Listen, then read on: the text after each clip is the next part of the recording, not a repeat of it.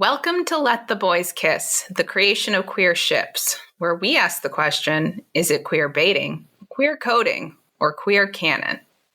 This week, we'll be discussing Aziraphale and Crowley, or Ineffable Husbands, from Good Omens. I'm Maddie. And I'm Kelsey.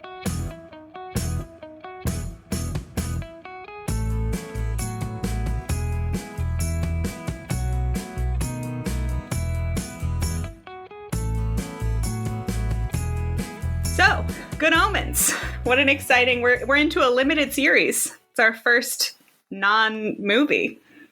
Yeah, that's interesting, because we've had a lot of thoughts about TV shows versus movies, but this isn't really functioning the same way as I think some of the other TV shows we're going to cover in the future, because as a limited series, it's sort of like a really long movie. It is. And it was all made before fans got a chance to, weigh in. So who are our characters from Good Omens that we're talking about today? As I said, they are called Aziraphale and Crowley. They are respectively an angel and a demon who are, I guess it's up for interpretation, but, basically in love. That's why we're talking about them. And it takes place in this Good Omens series, which is about the apocalypse, basically. It's an angel and a demon who don't want the apocalypse to happen, trying to stop it from going forward, is the broad overview. And we're just going to be looking at the that limited series. Neither of us have read the book that it is based on, so we will not really be talking about the book. Right. And that book is written by Neil Gaiman and Terry Pratchett. And obviously Terry Pratchett is no longer with us, so this limited series was adapted by Neil Gaiman himself. Are you very familiar with Neil Gaiman and Terry Pratchett, or? Not overly. I mean, I'm obviously aware of them because, I exist in the world and people talk about them a lot. But this might be the first thing. I would have to do research, but this might be the first thing of theirs that I've watched/read. And are you a fan of it? I enjoy it very much, particularly the delightful David Tennant and Michael Sheen, who really bring their all to these characters. How about you? So I similarly am aware of Neil Gaiman and Terry Pratchett. One of my roommates from college is a huge Neil Gaiman and Terry Pratchett fan, so I have listened to her talk about their works quite a lot. But I haven't read any of their stuff, and I like Good Omens. I feel like it's a thing that I should like more than I do, though. Like, I can see in a way that it should be checking boxes for me, but it reminds me a lot of Hitchhikers, which I've read the first Hitchhikers, and there's things about it that I like, but I don't know, something about it doesn't grab me. It's like it is checking boxes. I don't know if it's the tone or what. So I watched the first episode of Good Omens with that roommate over a year ago at this point, because of course we're in COVID time, so everything with another person was over a year ago. And I was like, it's fine. But I don't know that I would have finished it if we weren't watching it for the podcast. But I didn't dislike it. It's not like it took a huge portion of your time. Yes. And I think it's going to generate a pretty interesting discussion. So I'm very happy that we're including it in the pod as well. Indeed. So to get into that, why we're talking about them at all, I guess we have to talk about why people ship these characters together. And interestingly, in this case, as has not always been the case, we have a lot of input from our creator, Neil Gaiman. He has been asked every question you could ask about the characters, and he has answered most of them. So we have his thoughts on all of these questions that we're asking. And to transition into just the general story of Aziraphale and Crowley, though we're not going to do a broad recap of the series, obviously. We have a quote from Neil talking about adapting the book into a limited series and figuring out how to frame the show in a way that was different from the book. And he wanted to kind of make it about Aziraphale and Crowley, who obviously you and I haven't read, so we don't know, but are seemingly more side characters in the book and are very much the leads of the show. So Neil says, I needed extra material for them because there just wasn't enough in the book. I felt, well, why don't I essentially take the beats of a love story and see how that works? And I was very fortunate in having Michael and David understand that and let it happen. He clarifies he uses all the beats of a love story for the show to make it purer and more fun, which I would agree happened. It's very fun. It's very interesting because, as we said at the top, right, they seem to be in love. And I think very, not to show our cards, but I think Neil is also saying that they're in love. So what is in the show that shows us maybe that they're in love? What do we have in the text of the show? Well, we have all kinds of fun little shippable moments with Aziraphale and Crowley. It starts early. The two of them meet in the Garden of Eden after Aziraphale has basically helped Adam and Eve escape inadvertently. Yes. And it starts to rain for the first time in history, and Aziraphale takes his wing and covers Crowley's head pretty adorably. An angel and a demon, friends from the beginning of time. Right. And then we have a couple of other beats. I guess this is in the second episode, I think that's determined, right. Where Aziraphale and Crowley are trying to figure out what happened with the Antichrist, where he is. And they go to a place where a company is having a paintball retreat as like a team building exercise, something terrible. And Crowley gets, or Aziraphale gets hit with a paintball and on his white suit. On his beautifully kept white suit. He's kept that coat clean for 200 years.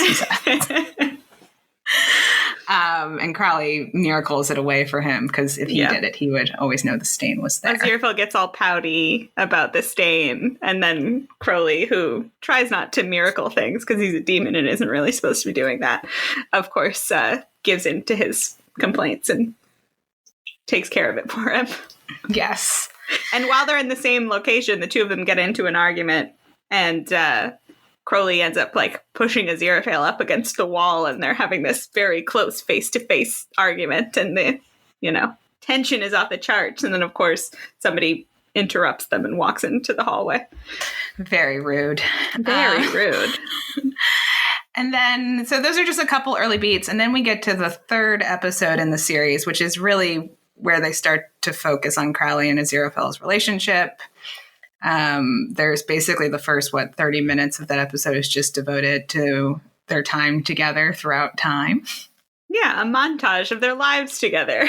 So we see them at different important points in history. I think they're there with Noah when he's putting together the ark. Mm-hmm. They're there with Jesus after he gets crucified. They're there in England watching Shakespeare write his plays and contributing. Right. But before that, I think it's like medieval times, and you see Aziraphale as dressed as a knight, a beautiful paladin, and he's with some humans to face someone who's causing trouble, and it's a black knight, and he lifts up his helmet, and it's Crowley, and they realize that they've just been canceling each other out. Yeah, one of them doing a miracle here, the other working some sort of demon, whatever you would call what a demon does. Anti-miracles. Anti-miracles. And they just cancel each other out. Yeah, so they, at that point, start to realize that maybe they don't need to be doing quite as much work, I think, and just start slacking off a little bit. But when they're together, watching Shakespeare, it's clear that they've started covering for each other. So if someone doesn't want to travel all the way up to Scotland, the other one will go. Or it's like, I'm already going to be in that neighborhood doing a miracle, so I guess I could do your anti-miracle while I'm there. Yeah. They've cottoned on to the fact that they basically are just cogs in their own respective bureaucracies that are having very minimal effect on the world. So whether they do miracles or not, it doesn't seem to really matter. So we're seeing their friendship or their relationship just generally blossom. And then you pointed out that when we get to our World War II scene, something seemingly pivotal happens between them. Yeah. And I think, I can't remember exactly where, but I feel like I've heard Michael Sheen sort of acknowledge this as well. There's a scene where it's World War II, and Aziraphale is trying to covertly take down some Nazis, and things don't go well for him. He's on a mission in a church, and Crowley has to show up and save him, basically. And it's sort of hilarious because it's a demon walking into a church and it's hurting his feet to walk on the hallowed ground. But he arranges things where the church ends up getting blown up, killing the Nazis, but Aziraphale and Crowley are okay. But Aziraphale had all of these precious books. There's nothing Aziraphale cares more about than books. He runs a bookshop, and he thinks that all of his books have burned up in the explosion. And of course, Crowley has saved his bag of books for him. And you can sort of see on Aziraphale's face the moment of him, like, kind of, it looks like he, in that moment, falls in love with Crowley. It's like everything has changed because clearly you know what's important to me. That sort of moment. It's quite lovely. It is. We then jump forward to, I guess it's the 60s. It seems like it's the 60s. I think that's right. And I can't remember if it's like they're starting to realize that the end times are coming up or what's the motivation for this. But Crowley essentially asks Aziraphale to bring him some holy water in case things go south and he needs to end his own life. And of course, initially, Aziraphale says, I'm definitely not going to do that. I don't want you to kill yourself. Right. But he realizes that Crowley is going to do something extremely risky to get the holy water. And so he decides to give it to him in a thermos so he can avoid risking his life to acquire it. And they have, a pretty interesting moment in the car when they're handing off that holy water, where Crowley offers Aziraphale a ride home, and Aziraphale says, clearly with multiple meanings, layered, "You go too fast for me, Crowley." Oh, it's very sweet. You'll catch up, Aziraphale. It's all very sweet. He's having a hard time coming around to his feelings. Right. And I think it's in that same episode that they have what is basically like a pretty traditional breakup. They have a scene. This is in the present day. The apocalypse is happening, and Crowley's basically saying, like, we should just get out of here. And he keeps suggesting that they should run away together to Alpha Centauri. Yeah, that goes on for like multiple episodes. He just wants them to run away together. But he's trying to convince Aziraphale that what matters is that the two of them are okay. And Aziraphale is not really on board with that yet. He's still trying to, do his duty and avert the apocalypse, which are two separate things. And they have a scene where they basically just, like, it is a traditional breakup as if they were dating. Yes, they're yelling at each other in the streets. I think they're in a gazebo. And basically, Aziraphale's saying, I don't even care about you. And Crowley's like, obviously that's a lie. And they split up. But Crowley, who has been wanting to run away to Alpha Centauri and now could just do it himself for some reason, can't bring himself to leave without Aziraphale. So he keeps showing up. They do have an argument in the streets later where he's like begging him again to come away with him. And Aziraphale isn't ready to go. Yeah, that's the part where the old man walks by and essentially is like, yeah, me and my partner used to have tiffs like that too. The show is very clear on the fact that the two of them are romantically linked. Yes. Things transpire. It comes to pass that Aziraphale's bookshop basically burns down. And Crowley finds it that way and thinks that Aziraphale is dead. And he basically abandons all hope. He doesn't run away to Alpha Centauri. He goes to a bar and is going to just, like, drink himself to death until the apocalypse happens. And then, obviously, Aziraphale is not dead. He's okay, but his body has been destroyed. He got disincorporated.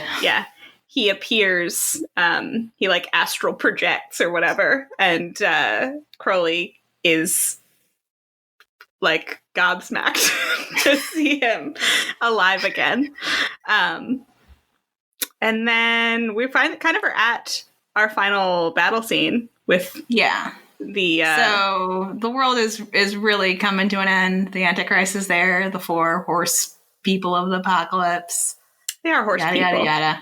Well, I guess similarly to Aziraphale and Crowley, we'll get into it. They're horse beings. Horse beings. They're all beings. I think it's safe to say they're beings. Yeah. Horse beings of the apocalypse. And they need to do something, right? Because things are going south pretty quickly. And Aziraphale threatens Crowley with the worst thing he can think of. The worst thing either of them can imagine. He says to Crowley, come up with something or I'll never talk to you again. And Crowley comes up with something. It motivates him. Necessity being the mother of invention. So, spoiler alert for Good Omens, they avert the apocalypse. It doesn't happen. And both the angels and demons are really upset because both of their sides really wanted to have the war. Aziraphale and Crowley are the two who don't, I think, because they enjoy each other and they enjoy Earth as well. Yes, they got a little too close to humanity. I think Aziraphale is still having trouble coming around to the idea that they're on their own side, but Crowley kind of reiterates that to them. And Crowley's car has gotten destroyed. His beloved car. It really was on fire. Well, he had to drive through hellfire to get to the battle. Yeah. So they're waiting for the bus to come. And Aziraphale is talking about going back to the bookshop, and Crowley reminds him that it burned down. So he offers to let Aziraphale stay at his place. And Aziraphale is like, I don't think my side would like that very much.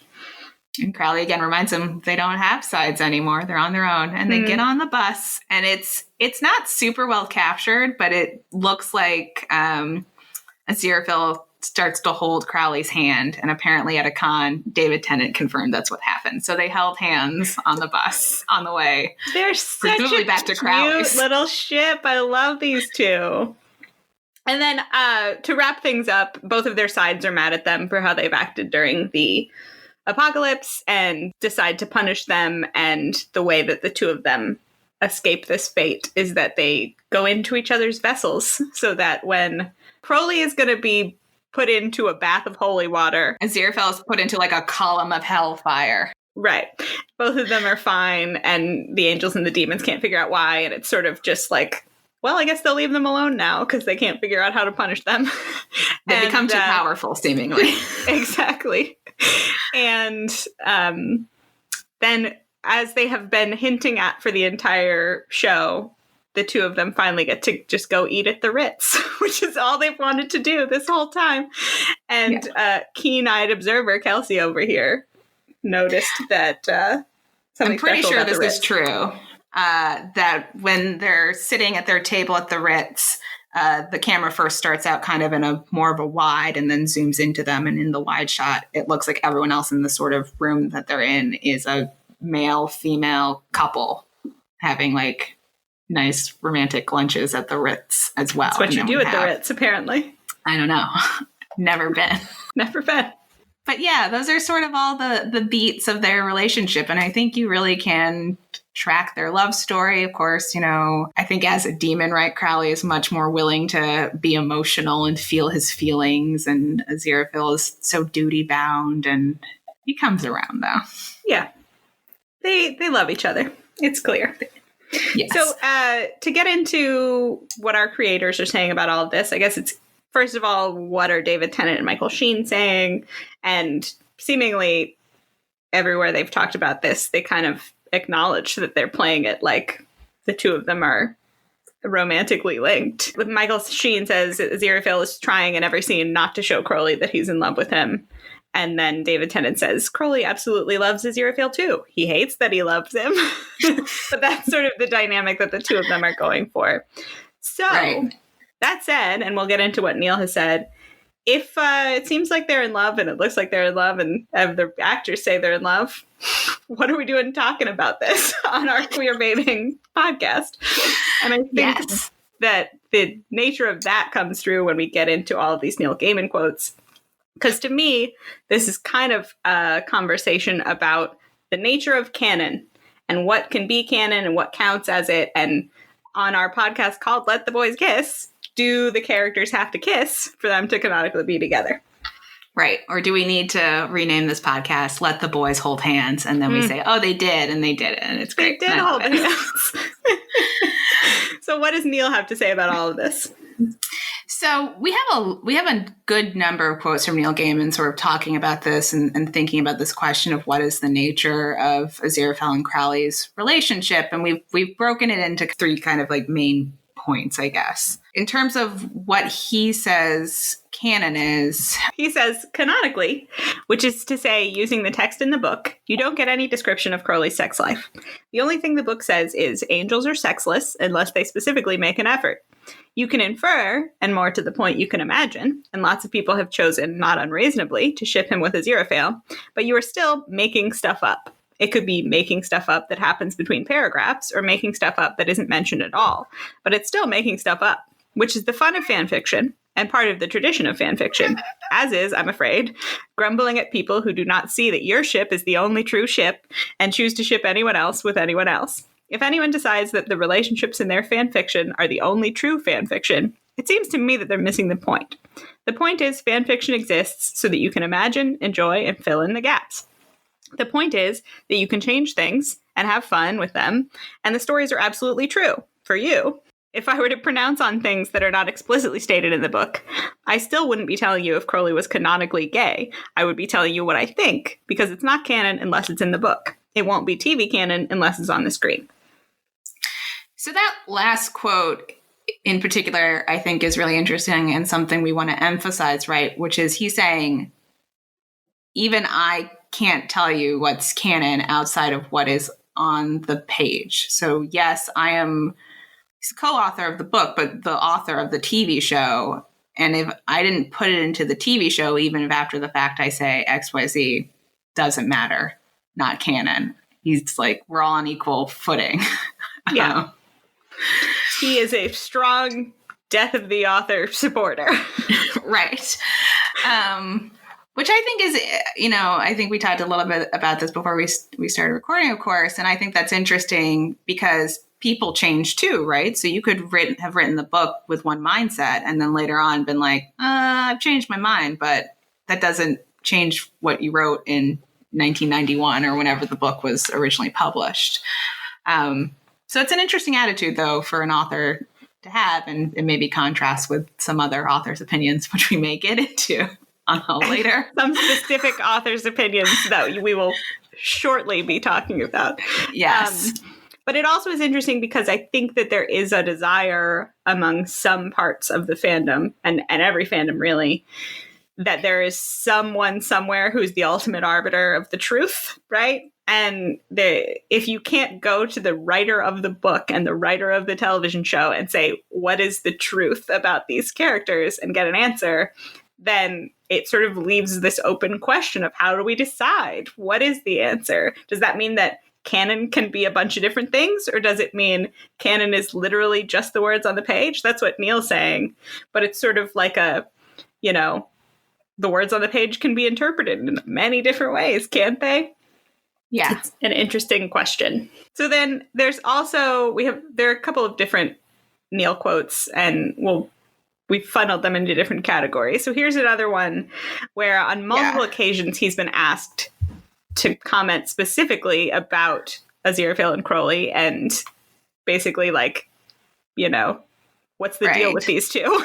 And I think maybe we actually do want to preface this with the conversation we're going to get into next, which is like his unwillingness to say post, the writing of both the TV show and the book definitively something one way or the other appeals to some people and does not appeal to some people. Yes, exactly. And so, so with that in mind, what has been his response when people are like, so they're gay, right? If the question is asking him, so they're gay, right? What has he said to that? Yeah. He does not say, yeah, you're right. He never says that. He's gone a couple of different ways. He says, quote, they're an angel and a demon, not male humans. And also, I like the idea that we know Crowley and Aziraphale don't really... These two are ethereal and occult beings who aren't really quite clear on what mammals are about, even.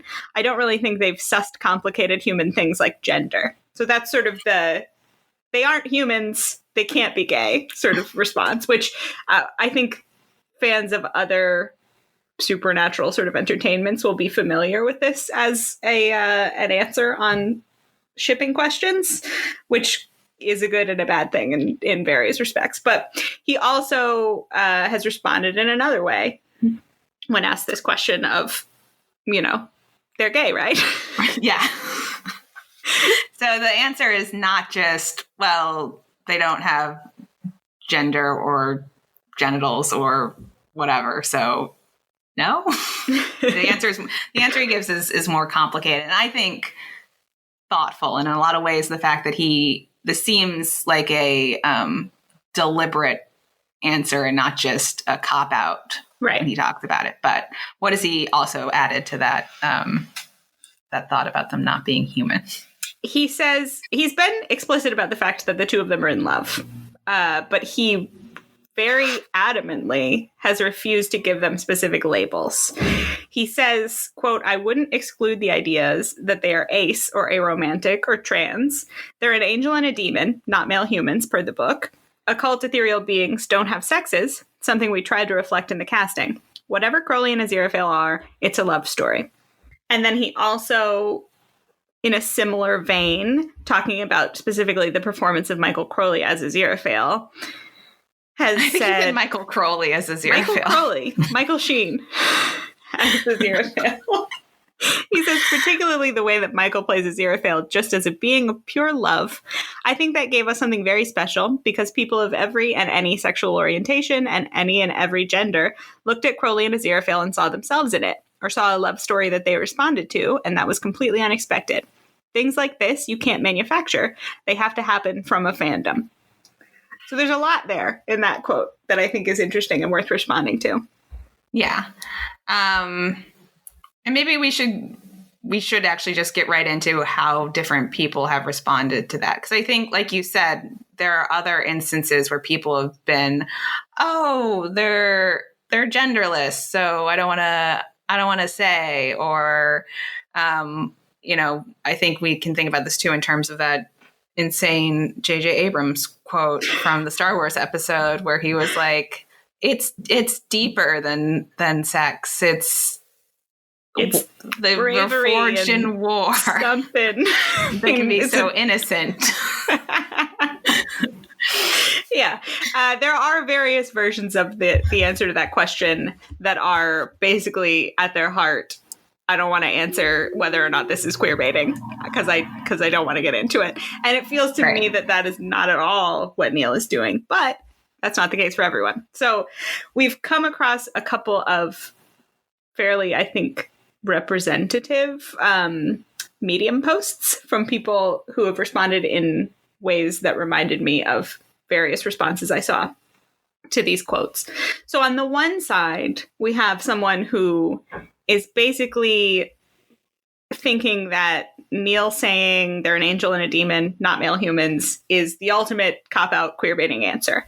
And because he won't specify or label them, he is like, in everyone's face, queer baiting to the max. A 5 on our scale of queer baiting. Just because of this specific quote. I think potentially because they've heard it from other people and seen it used that way before. Right. But then we also have, on the other side of the spectrum, somebody who says the title of the post and the gist is "Good Omens is the asexual love story I've been waiting for." So someone who is seeing in these characters that are not specifically labeled a label that they identify with, which seemingly is what Neil Gaiman is going for by leaving it open to interpretation.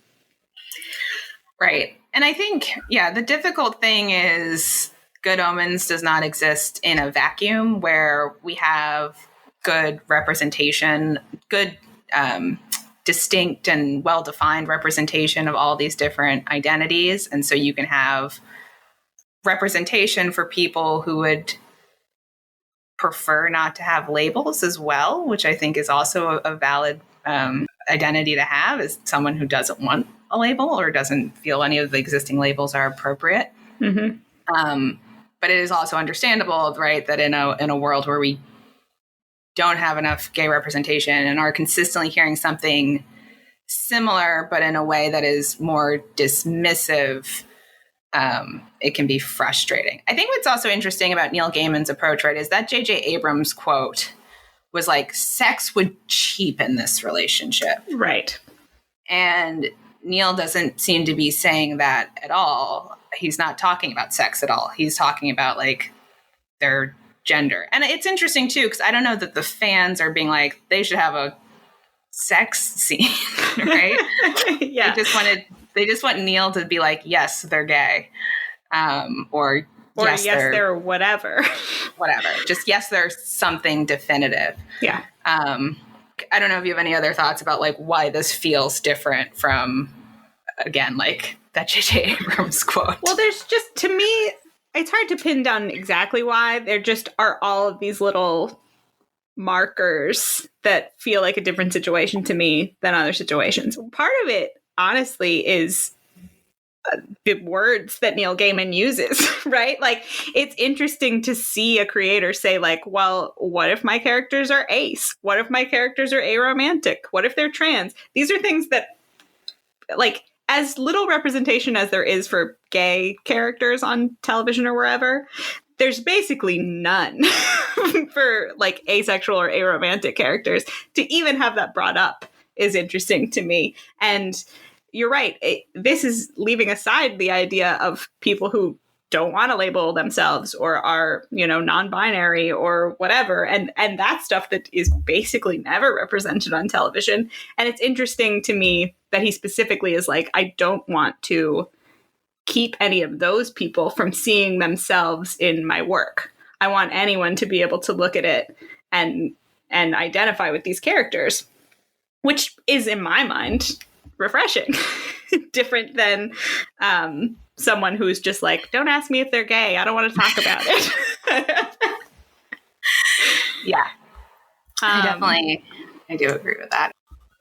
That J.J. Abrams quote, though. It's a hard one to get over. I can understand why people would be sensitized and sensitive to that. But it does feel like this is a different instant. Also, again, right, he is definitively telling us they are in love. Right. That's another thing that makes this feel really different than a lot of other situations.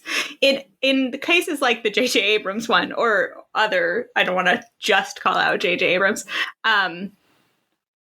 when they're saying, like, let's not cheapen it, that sort of thing, they're almost never saying, yes, these characters are canonically in love, right? They're saying, like, you can see them however you want to see them, but I don't want to talk about it. And that is definitively different to me than this is a love story, but their gender and their sexuality are up to interpretation because they're not humans, right? And obviously we live in our world and they've made the decision to cast two male male actors as these characters. That's its own decision. Yeah. And it's, an intentionally queer one, seemingly, because if you're going to be out here saying that these characters are in love and you want them to be read as heterosexual in some way, you're not going to do it with David Tennant and Michael Sheen as the characters. Right.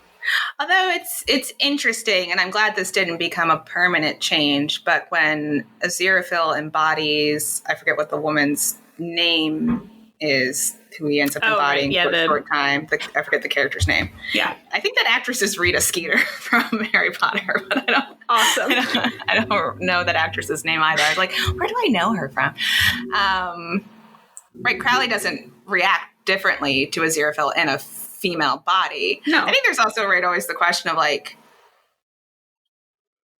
I mean, this is kind of I think a nonsense comment I'm about to make, but I'm going to make it anyway. Do it. Of, like, when Crowley and Aziraphale look at their embodied forms, is that what they're seeing, or can they see, like, I don't think that's a nonsense question. That's a thing that I think about all the time when I'm watching stuff like this. You're watching, other supernatural things, like, say, Supernatural television show, or like Lucifer, or anything that is about angels, demons, non-human characters that seemingly exist on another plane, right?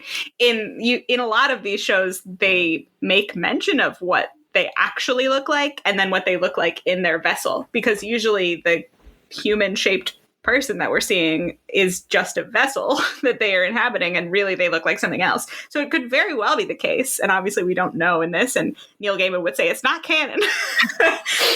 We can't ask Neil Gaiman. Unless it's described in the book. Who knows? It might be. But yeah, that I think they might look like, whatever.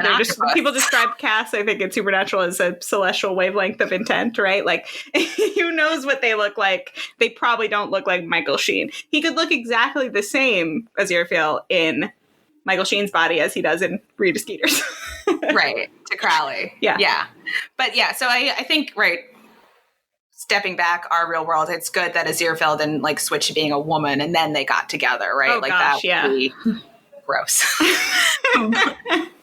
But I think maybe it's just additional evidence that like they could be gendered anyway, they could be in any bodies, and their relationship would be exactly the same. But yeah, I don't know how they see each other. It's an interesting part of the show. Yeah. To go back to this Medium post about how the show's queer baiting, I think most of it seems to be in response to that specific quote that they're an angel and a demon, not male humans response. And then the extrapolation from that is what I've seen a lot of people who didn't respond positively to Neil's quotes seemingly doing. And interestingly, in this post, they start to talk about authorial intent, right? Which is kind of what we're tangentially what we're talking about here, where Neil Gaiman is saying himself, it doesn't matter what the authorial intent is. There's the words on the page or the words on the screen, and then there's everything else, which is speculation, no matter who is doing it. Me, you, anybody who has thoughts about it. It's not canon. It is capital letters, he says, making stuff up. So it's interesting that the people are saying like, well, if Neil Gaiman says they're not gay, then that means they're not gay, right? When really, I don't think that's even what Neil Gaiman is saying, right? Is there ever a time when he says, no, they're not gay? He just says, I don't want to speculate. There's the canon, and then you can think of them however you want. Yeah, I think this is also, right, a little interesting in terms of the conversation we had about Lord of the Rings of like, we are constrained by our culture and the time we live in. And if you were transported to another time period, I think people underestimate how constrained they are by their own culture and how that shapes their like perception Absolutely. of the world. So yeah, it's even harder to think about celestial beings and what that means for them. It's also just refreshing to me to see a creator talk so much about fandom and fan works and fan contribution and how he welcomes it, right? He's saying like, that's great and exactly what I want you to be doing with my work. And it's exactly why I don't want to give you a definitive answer. Because if I give you an answer that you like, I've, cut that path off for somebody who has a different interpretation. And it's just interesting. And I understand how it seems frustrating to people who want their definitive answer. Though, imagine if you got the wrong one. Yeah. Neil Gaiman is out here telling you, you're right. Whatever you think, you're right. Isn't that nice? He's asking you to have fun and keep the fights to a minimum. Yeah, exactly. Can we all just get along? Quote Neil Gaiman. So I think there's just something fun about an author who says, let them be anything. Let them be whatever you want. Right. And I do think, right, while we're still in this space of a lack of representation, there is something valuable to leaving this open to representation for even more underrepresented groups of Ace and Arrow people, right? Yeah. Which is like, yes, across the board, not enough of anything, but but very much not enough of people. We can't. Yeah. We can't. Because please list for me the characters that you know of that are, so I mean, asexual, there's like one or two I can think of. Aromantic, name for me a character that is canonically aromantic. That's a word that they have said about themselves in the show. I can think of zero. Yeah, I definitely, no, I cannot name an example. So it's nice to have, even if it's not definitive, the option to interpret these characters that way as well. Yeah. So yeah, I think I don't know if we have anything to say about sort of the background information of what the creators say and these sort of two takes on whether what the creator is saying is good or bad. Or we want to now dive into the fan fiction that you did find. So, what are folks writing your film, Crowley? Let's dip our toes into the fan fiction because there is a lot of it. This show came out, summer of last year? Time has no meaning to me anymore. It came out in 2019. And then we, to consult AO3, as we always do, and look at our list of ranking the ships, in 2020, Ineffable Husbands are the 9th most popular ship on AO3 of 2020. They come out of nowhere. I think the list shows you how many spots something jumped up from the year before, and it jumped up like 50 spots because there was only less than half of a year of writing in 2019. This ship sort of came out of nowhere with a bang. There are about 28,000 fan works on AO3 under this tag. And obviously, I have not read all of it. But similarly to, again, Lord of the Rings, which we discussed, it's not like there could have been fan works about the book, and there may be. Right. But really taking off with our visual media happening. Right. People you see the actors, and then all of a sudden you get ideas. Yeah. So I, as is my tradition, went to the most kudosed fic for this ship, which is called "I'd Like for You and I to Go Romancing" from a Queen song, appropriately, by Dalsum. And to talk a little bit about the fic, it basically, and interestingly, or I guess unsurprisingly, is about the nature of their relationship, as you would expect from the nature of this conversation. So it's and what we've read about fan fiction, right? So it's character focused. Just generally, it's character focused. But I mean, with these two, in the way that all of the discussion is about what are they, this fic is about what are we. It's a fic that starts with Aziraphale. This is post show. Aziraphale realizing that everyone calls them a couple all the time and asking Crowley, "Hey, are we a couple? Because everyone says that we are." And at first, Crowley's response is, well, we're not human, so we can't be a couple in the human sense. And then they go through their experiences, continue to be misidentified or correctly identified as a couple throughout. And then by the end, of course, they've sort of come around to defining themselves that way. Again, very sweet. I have found in most of these cases, the number one fic is just sort of like a pleasant little diversion. It's like not that long. It's none of my number one fics so far have been like explicit. They've all just been sweet little romances, which is very nice. So, I enjoyed it. By the end of it, they define themselves as a couple. Does the fanfic define them as gay or ace or arrow, or just like we're beings and we're a couple? Not that I recall. It's really more about their relationship status with each other and less about their personal identities in terms of sexuality or gender, because I think they continued to see themselves as, beings. Exactly.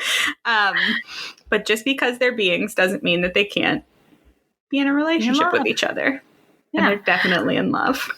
Well, I only asked just to see, right, like where the most popular fan fiction maybe shakes out again in this, like, is it important that they be distinctly identified as gay, or is it just important that we know that they're in love and they know that they're in love and they acknowledge it and they're like, yeah, we're in love, it's great. Which, yeah, I found that to be, as we always think about, like, does this fic somehow speak to the nature of the fandom or the nature of the ship? And interestingly, I think this one is pretty appropriate in its setup for this conversation, because as these medium writers and Neil Gaiman are having this conversation about the nature of their relationship, so are the characters in the fiction, right? Yeah. I know we've said early on, like, we want to track the, like, what the most kudos fan fiction is against, like, what our perception of the nature of the fandom is. But it's been interesting to see that there is this pattern of, like, the most kudos fan fiction does tend to be these, like, very sweet, nice things. So it'll be interesting also to see if that just continues. And so it's less about what the fandom is and more just like, everyone just wants to read a nice story. Yeah, or at least the most people will like it, right? Yeah. It's like the broadest sort of fic. Your broadest fic is never going to be some sort of specific kink or something. Like, that's never going to be the most liked work. Or something very deep, dark and angsty and, like, heavy. Yeah, or like one of the main characters dies in it, Yeah. So yeah, we'll continue to keep tabs on that, but it's interesting to see the pattern that is developing. One thing we also wanted to take a look at, thinking again about this as a conversation of asexual and aromantic representation, I was like, oh, this is going to be a good avenue to talk about asexuality in fan fiction and how it's represented. And there, of course, is asexuality in fan fiction, but it is seemingly impossible, again. If you out in listener land, if anyone ends up listening to this, find this, please send it to us. I was trying to find, like, a survey of asexuality in fan fiction, or something that was sort of like a holistic view of like how many stories are written, or what, like, percentage of fan fiction it takes up, or just like anything beyond, like, when you Google it, most of the things are like Quora or Reddit things of people complaining about there not being asexuality in fan fiction. Yeah. So I don't know that we have too much more to say about that, other than it kind of speaks for itself of, like, again, representation for ace and aro people, and to just kind of, like, keep that in mind, I guess, as we continue to explore and search for things and try to understand what's drawing folks to this kind of work and whatever fan fiction we come across. Yeah. But I was disappointed. That is disappointing. Apparently there's room for scholarship there. So anybody who's an aspiring academic, get into the research. We do have... Right. The closest thing I could find was all people's theses. Yes. Like their doctoral programs. Which does excite me. I feel like the next generation of academics will be thinking about this. It's just not available to us yet. Can't get a hold of all these people's theses. But to dip our toes into the scholarly literature pool anyway, let's revisit our old pal, Jennifer Barnes, who writes about fan fiction as imaginary play. What fan-written stories can tell us about the cognitive science of fiction. So the things that we pulled out of that article for this episode are kind of similar to what we've been talking about, of, like, fans wanting a definitive answer. And so for a portion of the article, she's talking about parasocial relationships. So people having these parasocial relationships with fictional characters that fulfill some role in their lives, and how that can create frustration, right? Because, like, if you have a question about your friend, you could just ask them, hey, are you gay? Right. But when your friend is a fictional character, the only person seemingly you could ask is the author, but Neil Gaiman's not playing that game. Right. He's saying, I also don't know, and we can't ask the character, so I guess we'll never know. So there's a book that came out, which I would love to get a hold of as well, but oh boy, it's an expensive textbook, and I don't have the cash for that. So this book by Jenkins from 1992 talks about how, quote, when one is highly invested in fictional characters, it can be upsetting to know that other individuals, namely the creators of the source material, wield total control over not just what happens to those characters, but who they become and the kind of person their in-text actions reveal them to be. And similarly, it is perhaps unsurprising then that the act of writing fan fiction has been characterized not only as a way to understand the characters one cares about, but also to assert some level of ownership over them.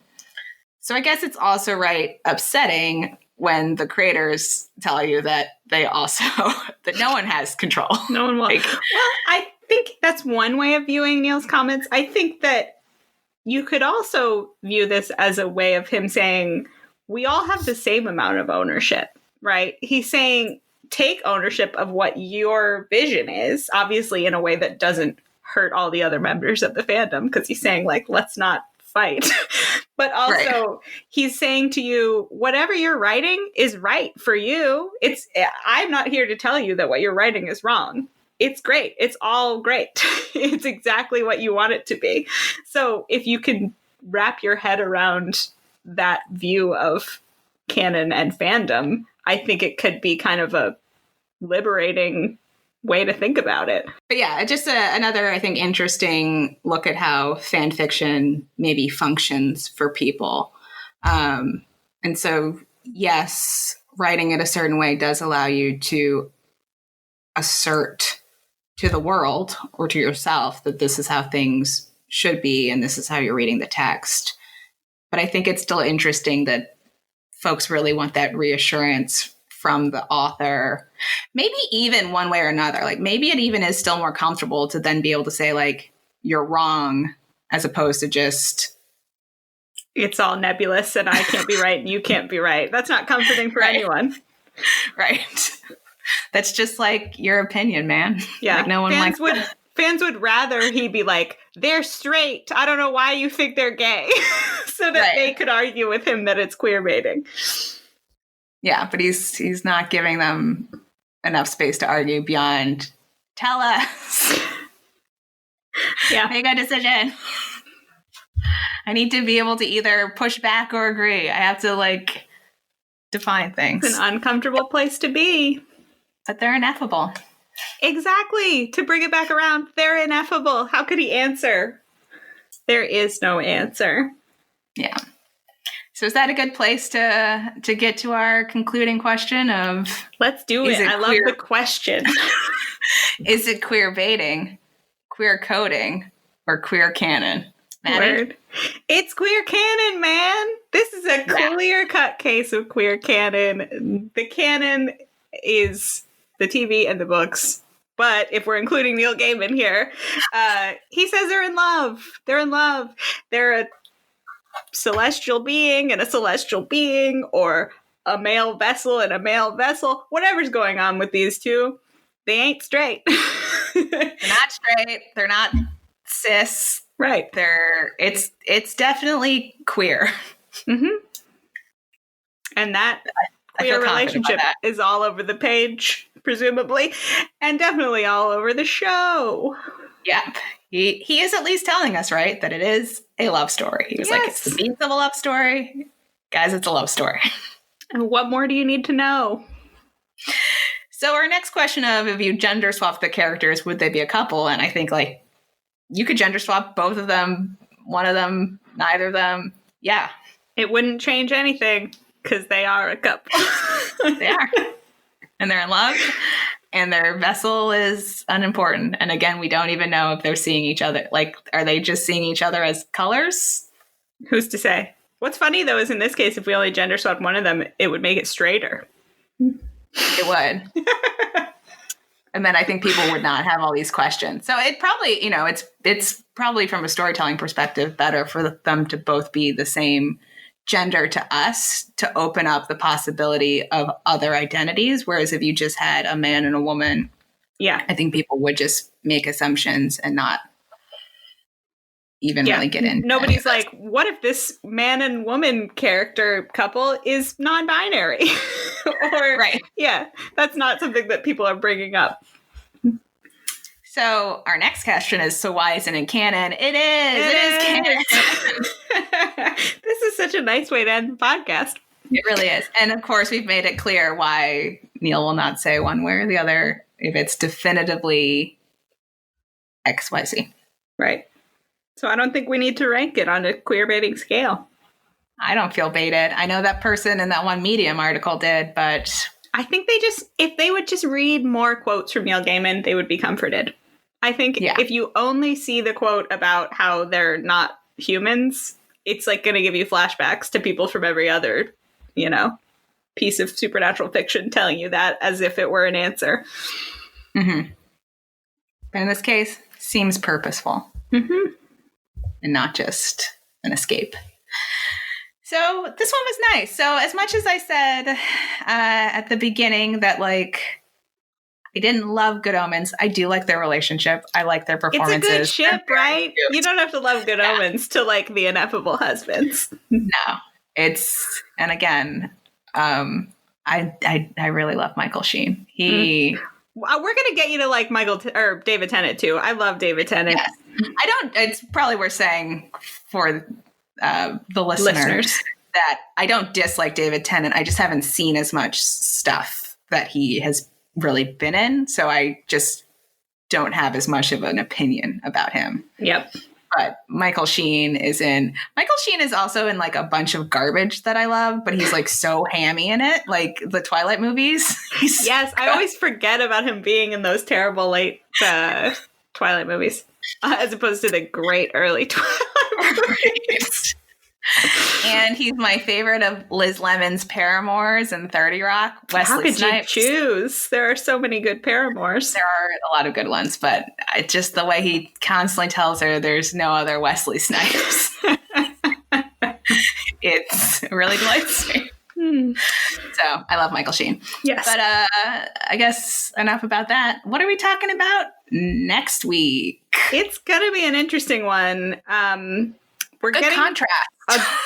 A surprisingly appropriate contrast to this one. We did not do this on purpose when we were setting up our order. No, but it's proving to be a great coincidence. We're going to be talking about kind of Harry Potter, the Harry Potter universe. As much as this one was about Neil Gaiman and his thoughts, I think the next one is going to be about J.K. Rowling and her thoughts on authorial intent. So what if people want to get in touch with us?